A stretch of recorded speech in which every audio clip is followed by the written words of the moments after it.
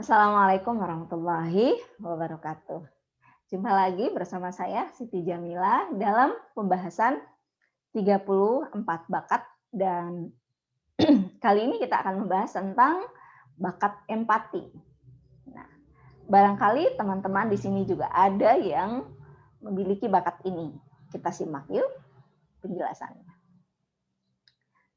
Baik. Nah, teman-teman bagaimana atau seperti apa gambarannya ketika orang itu memiliki bakat empati?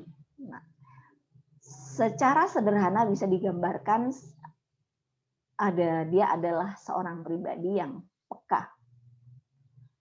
Dia mudah memahami perasaan orang lain dan tidak hanya perasaan orang lain sebetulnya. Jadi dia bisa memahami apa yang dirasakan orang lain, dia bisa merasakan apa yang dirasakan orang lain, dan dia bisa merasakan apa yang ada di lingkungannya, apa yang terjadi itu sampai ke dalam dia, di dalam perasaannya itu ya.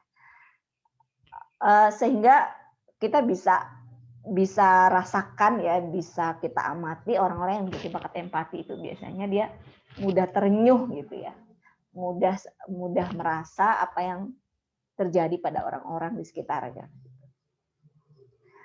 Lalu apa potensi kekuatan aktivitas ya konteksnya ini pada orang yang memiliki bakat empati ini, kemudian kombinasi bakatnya seperti apa? Mari kita lihat. Orang-orang yang memiliki bakat empati ini potensi kekuatannya bisa satu ya, caring. Nah, caring ini senang memperhatikan orang lain ya, melayani orang lain gitu. Perhatian gitu kalau gambaran sifatnya. Nah, caring ini muncul dengan kombinasi bakat connectedness. Kemudian ada lagi spiritualizing. Ini dengan kombinasi bakat connectedness dan communication. Ia akan mampu menyampaikan saran spiritual yang mungkin memberikan ketenangan bagi orang lain. Kemudian ada lagi counseling. Counseling ini muncul dengan kombinasi bakat belief. Restoratif juga bisa ya, karena dia bisa mampu membantu orang lain. Misal itu fisik gitu dia, psikis ya, mohon maaf. Ini bisa membantu ya. Selanjutnya kita lihat ya teman-teman. Oh iya, masih ada lagi terapis ya. Terapis itu membantu proses terapi orang lain dan ini juga paduan dari orang yang memiliki bakat empati dengan responsibility ya. Terapis-terapis yang mungkin di banyak tempat ya, rumah sakit, kemudian di tempat-tempat konsultasi tempat konsultasi kesehatan dan sebagainya. Kemudian berikutnya, apa saja tipe kekuatan yang ada pada orang dengan potensi kekuatan ya, dengan yang kita sebutkan di atas tadi.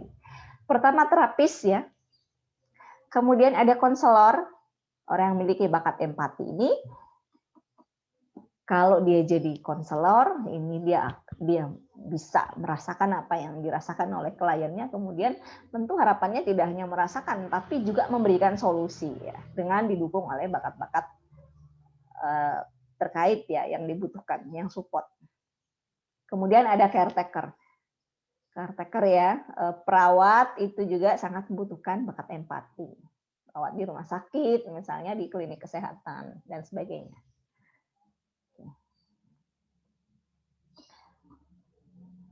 Nah, kalau bicara profesi apa kira-kira yang membutuhkan bakat empati ini? Pertama ada terapis tadi, kemudian ada perawat ya teman-teman, ada konselor, ada psikolog juga. Psikolog ini juga sangat membutuhkan bakat empati.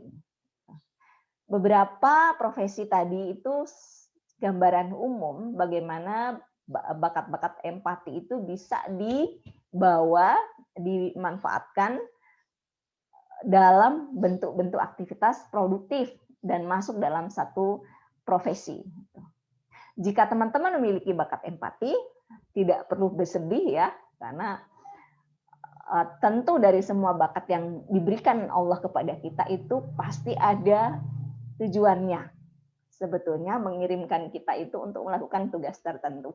Tugas kita, jika kita belum menemukan, adalah mencari agar kita bisa menemukan tugas apakah yang sebetulnya dititipkan Allah kepada kita untuk kemudian kita lakukan dan menjadi bermanfaat tidak hanya bagi kita, juga bagi orang lain.